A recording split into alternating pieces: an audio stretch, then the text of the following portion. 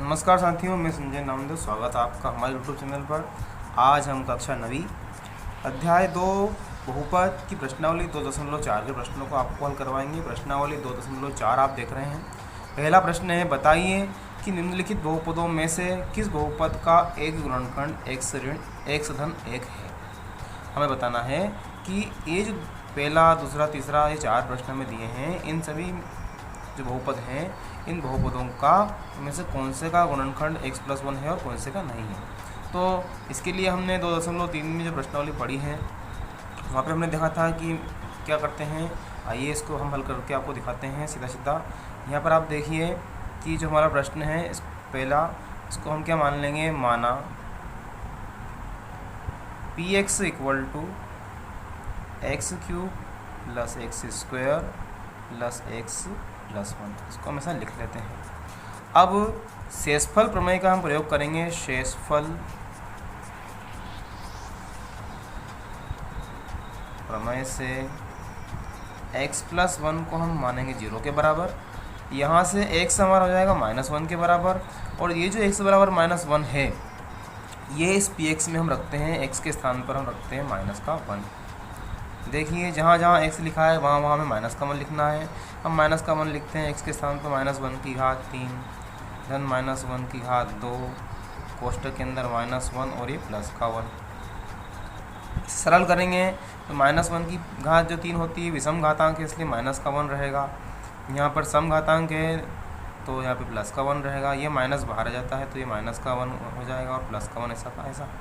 इसे हम करें हल करेंगे तो 1 से 1 कैंसिल, ये 1 से ये 1 कैंसिल, हमें उसका रिजल्ट आ जाता है 0।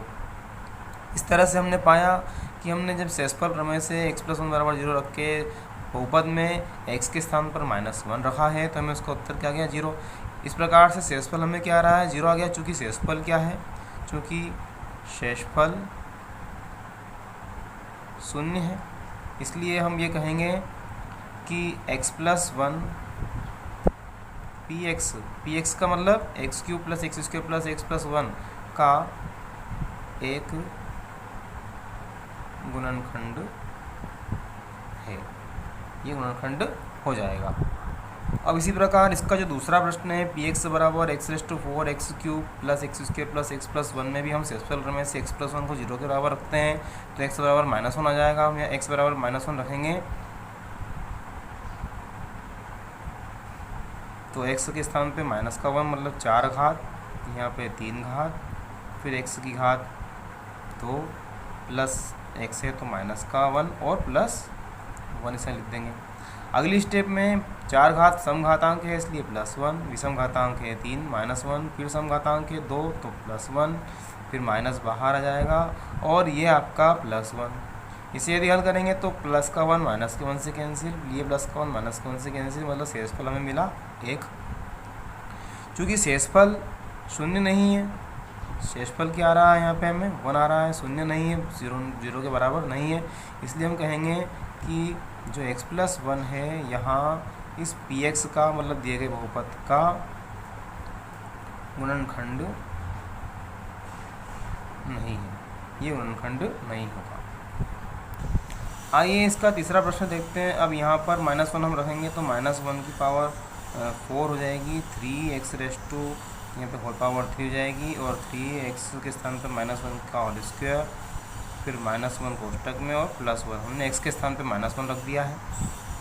अब आप देखिए इसे यदि हल करें तो -1 की पावर एक सम संख्या है, तो ये +1, फिर यहाँ माइनस का चिन्ह सामने आ जाएगा और जो 3 है उसमें माइनस से गुणा हो जाएगा तो ये -3। इसी प्रकार ये +3 बनाएगा, 3 × 1 तो 3, ये यहाँ -1 सामने आएगा और ये +1, ये +1 -1 से कैंसिल, +3 -3 से कैंसिल हो जाएगा। इस प्रकार हमें मिलेगा 1, जो कि 0 के बराबर नहीं है। चूँकि यहाँ भी शेषफल क्या है, शेषफल = 1 आ चुका है, जो कि 0 के बराबर नहीं है, इसलिए यहाँ भी x+1 px का गुणनखंड नहीं है। अगले प्रश्न में भी जो चौथा वाला है, इसमें x के स्थान पे -1 रखते हैं तो -1 की पावर 3, माइनस के साथ -1 की पावर 2, फिर -2√2 और x के स्थान पर -1 प्लस √2 हमको दिया हुआ है। अब यहाँ पर -1 की पावर थी मतलब -1, इस -1 का और करेंगे तो +1, लेकिन बाहर माइनस लगा है तो ये भी माइनस का 1, इसके साथ में ये जो माइनस है इसका माइनस में गुणा करें तो माइनस माइनस प्लस, मतलब कि केवल √2 और प्लस का √2 और एक √2 हमारे पास पहले से उपस्थित है। इस तरह से देखें तो यहाँ पर माइनस का 1, चलिए इसको मैं माइनस का 2 लिख देता हूँ, ये प्लस का 2 और ये √2 एक बार और √2 दूसरी बार, तो हो जाएगा 2√2, +2 से -2 कैंसिल हो जाता है और इस प्रकार से ये आपका 2√2 जो कि डज नॉट इक्वल टू 0 है। मतलब हम ये कहेंगे कि x+1 जो है px का गुणनखंड नहीं है, यहाँ पर भी गुणनखंड नहीं है। ठीक है। इसी प्रकार प्रश्न क्रमांक 2, गुणनखंड प्रमेय लागू करके बताइए कि निम्नलिखित स्थितियों में से प्रत्येक स्थिति में gx px का गुणनखंड है या नहीं। तो px आपको एक बड़ा बहुपद दिया हुआ है और gx आपको दिया हुआ है, तो ये आपको करना है कि px और इनके बारे में बताना है कि gx का गुणनखंड है या नहीं। इसका पहला प्रश्न यदि हम देखें तो px बराबर हमको दिया हुआ है 2x³ + x² - 2x - 1 और gx हमको दिया हुआ है x+1। और शून्य की बात करें तो शून्य का क्या बनता है, इससे हमारा शून्य बनता है -1। ये x+1 बराबर 0 रखेंगे तो x बराबर में क्या आएगा, -1 शून्य का आएगा। चलिए हम px में x के स्थान पे -1 रख के देखते हैं। -1 यदि हम रख के देखते हैं तो 2x के स्थान पर -1 की पावर 3 प्लस -1 की पावर 2 -2 और x के स्थान पे -1 और -1 हमारा ऐसा का ऐसा ये वाला -1 आ जाएगा यहाँ पे। अब 2 -1 की पावर 3 इट मीन्स माइनस का 1 बाहर आएगा तो इसको -2 कर देगा, ये +1 हो जाएगा क्योंकि -1 की पावर 2 दी हुई है यहाँ पर। फिर ये -2 का गुणा -1 में करेंगे तो +2 और ये -1 हमारा ऐसा का ऐसा। ये 2 जो है इस 2 से कैंसिल, ये 1 इस -1 से कैंसिल, तो हमें आंसर क्या मिल जाएगा, 0 मिल जाएगा। आंसर 0 मिल जाएगा मतलब हम कहेंगे कि जो gx है, gx px का गुणनखंड है। दूसरे प्रश्न में हमें दिया है px बराबर x³ + 3x² + 3x+1 और यहाँ पर x+2 हमारा gx है तो शून्य का हमारा होगा -2। आइए यहाँ पर px में x के स्थान पे -2 हम रखते हैं तो -2 की होल पावर 3 प्लस 3 -2 की पावर 2 और 3 × -2 + 1। यहाँ -2 की होल पावर 3 मतलब -8, 2 × 2 × 2 3 टाइम, फिर यहाँ पर 3 × 2⁻² मीन्स 4 और 3 × 2 मीन्स -6, माइनस का चिन्ह बाहर आ जाएगा, +1 लिख देते हैं। अब यहाँ देखें तो -8, 4 × 3 करेंगे तो 12 ऋण 6 धन 1 से सरल करें तो माइनस की संख्या यदि हम जोड़ते हैं तो -6 और -8 ये -14 हो गए और 12 और 1 ये हमारा मिलकर के हो गए 13 और 14 में से 13 यदि हम कम करें तो हमें मिलेगा -1 डज नॉट इक्वल टू 0 जो 0 के बराबर नहीं है। तो हम कहेंगे कि gx px का गुणनखंड नहीं है। ठीक है। यहाँ इसका अगला प्रश्न हमारा x³ - 4x² + x+6 हमको दिया हुआ है और x - 3 हमारा gx है तो शून्य हमारा 3 होगा क्योंकि -3 0 को तो जाएगा तो +3 हो जाएगा। आगे यदि हम देखें तो px के मान में x के स्थान पे +3 रखना है, +3 रखेंगे यदि तो 3⁻³ -4 x के स्थान पर 3⁻² प्लस x के स्थान पर यहाँ 3 और ये +6 ऐसा का ऐसा। तो 3 की पावर 3 मतलब 3 × 3 9 और 9 × 27 हो जाएगा, जबकि 3 × 3 9, चलिए लिख देता हूँ मैं ये 9 और 6 और 3 ये भी 9 हो गया है। यहाँ पर प्लस की संख्या अगर जोड़ें 27 और 9 तो ये हमारा जाएगा कितना 36 और 9 चुको ये भी 36, तो 36 में 36 हो गया तो उत्तर क्या है 0 आया। क्योंकि उत्तर 0 आ गया है मतलब हम ये कहेंगे कि gx px का गुणनखंड है, गुणनखंड हो जाएगा ये। अगला जो हमारा प्रश्न है, के का मान ज्ञात कीजिए जबकि निम्नलिखित स्थितियों में से प्रत्येक स्थिति में x minus one P x का गुणनखंड है। मतलब हमें पहले से ही कहा जा रहा है कि x माइनस वन जो है गुणनखंड है। हमें क्या करना है, इन चारों प्रश्नों में जहाँ जहाँ x लिखा हुआ है वहाँ पर 1 रख करके और बराबर में शून्य लेकर के हल करेंगे तो हमें k का मान आ जाएगा। आइए देखते हैं कैसे हल करेंगे। देखिए यहाँ पर x minus one P x का गुणनखंड है और पी एक्स जो हमें दिया है वो पहला वाला जो पार्ट हमारा इसका है P x equal to x square plus x plus के बराबर हम 0 रख लेते हैं। और x के स्थान पर हमें क्या रखना है, तो x के स्थान पर हम रखेंगे x इक्वल टू 1 रखेंगे। तो जैसे ही हम x इक्वल टू 1 रखेंगे तो 1 स्क्वायर प्लस 1 प्लस के बराबर 0 हमें मिलेगा। अब जब 0 हमें मिलेगा तो इसको सरल करेंगे तो क्या आ जाएगा, 1 का स्क्वायर 1 प्लस 1 प्लस के बराबर 0, या 1 प्लस 1 2 और उधर गए तो क्या हो जाएगा, ये माइनस का 2 हो जाएगा। इस प्रकार हमें के का मान आ जाएगा पहले वाले सवाल के लिए माइनस का 2। अगला हमारा प्रश्न है P x equal to 2x square plus k x root 2 आपको दिया हुआ है। इस प्रश्न में भी एक गुणनखंड जो ये x माइनस वन एक गुणनखंड है, तो x माइनस वन बराबर 0 या x इक्वल टू 1 इस पी एक्स के स्थान में रखते हैं, x के स्थान पे 1 रखेंगे तो ये हमारा हो जाएगा 2 1 रखेंगे into x square k dot 1 plus root 2 equal to 0। इसको हल करेंगे तो ये 2 प्लस के प्लस रूट 2 इक्वल टू 0, या के इक्वल टू रूट 2 और 2 उधर जाएंगे तो क्या हो जाएंगे माइनस का 2 और ये रूट 2 भी माइनस का हो जाएगा। इस प्रकार से के का मान हमारा प्राप्त हमको हो जाता है। इस प्रकार हम देख रहे हैं तीसरा प्रश्न है के x square minus 2x plus 1 है। तो के एक्स माइनस वन बराबर जो है 0 रख के हल करेंगे तो हमारा एक्स माइनस वन बराबर 0 मिल रहा है। एक्स बराबर 1 हमको रखना है पी एक्स के स्थान पे। देखिए एक्स के स्थान पे हमने 1 रखा है, के 1 स्क्वायर माइनस रूट 2 डॉट 1 और प्लस 1, ठीक है, बराबर 0 हो जाएगा। तो ये जो रूट 2 उधर जाएगा तो प्लस का 1 उधर गया तो माइनस का 1 हो जाएगा, तो के बराबर हमें आ जाएगा रूट 2 माइनस 1। इसी प्रकार चौथा प्रश्न भी हमने यहाँ पर हल किया है।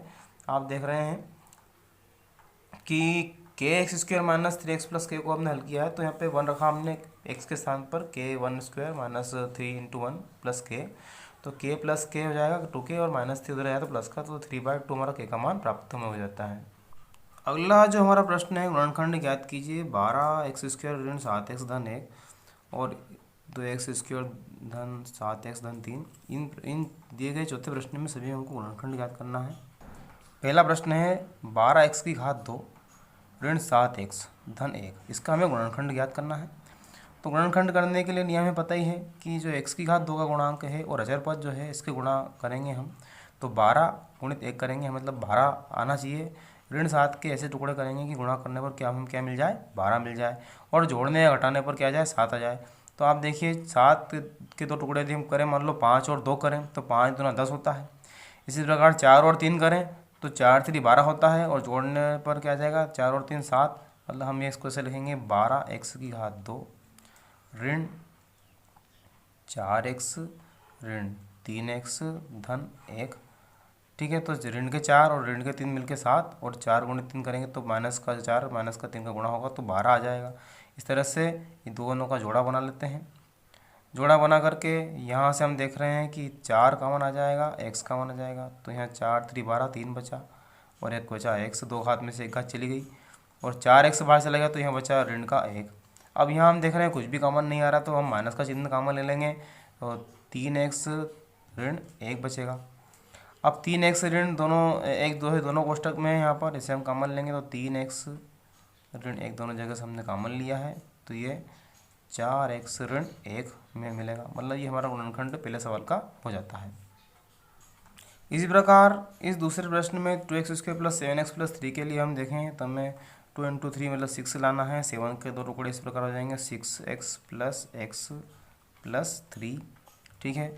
यहाँ हम देखें तो हमें 2 दिख रहा है, एक तो कॉमन और एक x दिखता है, तो हमें 2x लेंगे कॉमन तो x बचेगा और यहाँ बच जाएगा 3 और x चला जाएगा बाहर। इसी प्रकार यहाँ पर x प्लस 1 में x प्लस 3 में से 1 कॉमन ले लें, कुछ भी कॉमन नहीं आ रहा तो ये भी x प्लस 3, दोनों जगह से x प्लस 3 यदि हम कॉमन ले लें तो अंदर यहाँ बचेगा 2x और एक बचेगा 1। 6x² plus 5x minus 6। अगला हमारा तीसरा प्रश्न है, इसका स्क्वायर यदि हम देखें तो हमको माइनस का 36 चाहिए। चलिए इसको हल करते हैं। 6x² और 5x को हम लिख सकते हैं प्लस का 9x, उसमें से 4x हम कम करेंगे तो हमें मिल जाएगा 36, 9 चौक 36, और 9 में से 4 कम करेंगे तो हमें 5 मिल जाएंगे। इस प्रकार से 9 और ऋण का 4 हमारा टुकड़ा हो जाता है। यहाँ अगर जोड़ा बना लेते हैं x², 6x² में से हम यहाँ पे 3 और एक x कॉमन आ जाता है, तो अंदर बचेगा 2, 3 दूना 6, 2 और एक x बच जाएगा। और 3x कॉमन लेंगे 9 में से, तो यहाँ पे मिलेगा 3। इस प्रकार यहाँ पर 2 केवल कॉमन आ रहा है, तो ये 2x माइनस के साथ में कॉमन ले रहे हैं, प्लस 3 मिलेगा, 3 दूना 6 और 2 दूना 4। ठीक है, तो इस प्रकार 2x प्लस 3 दोनों जगह से कॉमन आता है यदि, तो 2x प्लस 3 और अंदर बचेगा 3x माइनस, मतलब ये हमारा 2 टुकड़े इसके गुणनखंड के रूप में प्राप्त। चौथा प्रश्न है 3x² माइनस x माइनस 4। इसको हम देखें यदि, तो हमें माइनस का 12 चाहिए, माइनस के 12 चाहिए, यही टुकड़े हमारे होंगे। यहाँ पे आप देखिए 3x² minus 4x plus 3x, 4 3 12 और 4x में से 3x गया तो माइनस का x बच जाता है। 2 का जोड़ा हमें बनाते हैं यदि, तो x कॉमन आता है यदि, तो हमें 3x माइनस 4 मिलेगा। यहाँ प्लस का 1 कॉमन लेंगे, कुछ भी कॉमन नहीं दिख रहा है, इसलिए 3x माइनस 4 मिल जाएगा। और 3x माइनस 4 दोनों जगह से यदि हम कॉमन लेंगे तो हमें मिलेगा x प्लस 1। इस प्रकार से इसके भी हमारे गुणनखंड प्राप्त हो जाते हैं। अब अगला प्रश्न हमारा है गुणनखंड ज्ञात कीजिए। यहाँ x³ minus 2x² minus x plus 2, मतलब है 3 घात वाले जो हमें बहुपद दिए गए हैं जिनका हमें गुणनखंड ज्ञात करना है। और 4 प्रश्न हैं, चारों प्रश्नों को हम आपको हल करके दिखाएंगे, इसलिए आप देखते रहिए और बने रहिए वीडियो पर। 5वें का पहला प्रश्न है, यहाँ आप देखें यदि तो जोड़ा बना हुआ ही दिया हुआ है। यहाँ अगर हम पहले पद में से x² कॉमन ले लेते हैं तो x बचेगा और माइनस 2 बचेगा अंदर। यहाँ माइनस का 1 कॉमन लेंगे तो ये x माइनस 2 बच जाएगा। x माइनस 2 दोनों जगह से यदि हम कॉमन ले लेते हैं तो x² माइनस 1 हमें मिलता है। अब x² माइनस 1 हमें मिलता है तो ये x माइनस 2 ऐसा कैसा, और इस x² माइनस 1 को x² माइनस 1² हम लिख सकते हैं। और a² माइनस b², मतलब a माइनस b और a प्लस b के फार्मूले से इसको हम x माइनस 1 x प्लस 1 लिख सकते हैं, चूँकि सूत्र हम जानते हैं a² माइनस b² हो तो उसको a माइनस b और a प्लस b हम लिखते हैं। यदि a के स्थान पर x और b के स्थान पर 1 हो तो हम इस प्रकार से इसका गुणनखंड हमें प्राप्त हो जाएगा। अगला प्रश्न हमारा x³ minus 3x² minus 9x minus 5। यहाँ पर अचर पद जो -5 है, हम कहेंगे कि जो -5 है के संभावित जो गुणनखंड हैं, -5 के संभावित गुणनखंड क्या क्या हो सकते हैं, तो -1 प्लस 1 -5 प्लस 5। ये मतलब -1 का जब गुणा हम करेंगे +5 में तो माइनस का 5, और +1 का गुणा करेंगे हम 5 में तो माइनस के 5 के साथ -5, मतलब रिजल्ट माइनस का 5 हमें मिलेगा इस तरह से। तो हमारा प्रयास ये रहेगा। चलिए हम देखते हैं कि अगर हम x के स्थान पे माइनस का 1 रखते हैं तो क्या ये गुणनखंड यदि है तो ये संतुष्ट हो जाएगा, 0 आ जाना चाहिए। -1 के स्थान पे हमने x के स्थान पे -1 रखा है, 3 -1 की पावर 2 -1 -5, इसको यदि हम हल करें तो -1 विषम पावर है, ये प्लस पावर होने से प्लस का 1 आएगा तो -3 बचेगा यहाँ पर, और 9 का गुणा हम यदि 1 में करें तो प्लस के 9 हो जाएंगे और माइनस के 5। हल करें तो -5 -3 -8 और एक माइनस का 9, मतलब माइनस के 9 और प्लस का 9 बराबर हमें मिलता है 0। मतलब इसका एक गुणनखंड -1 होगा। मतलब हम ये कहें कि हमें यहाँ पर इसको हल करके x प्लस 1 निकाल करके लाने का प्रयास करना पड़ेगा। यदि x प्लस 1 मतलब x इक्वल टू -1 या x प्लस 1 एक गुणनखंड इसका होगा, इसका एक गुणनखंड होगा। तो हम इस प्रकार आइए देखते हैं कि तब x³ जो है इसको x³ लिखा जाए और यहाँ पर एक बार लिखा जाए x², क्योंकि हमें प्लस लाना है।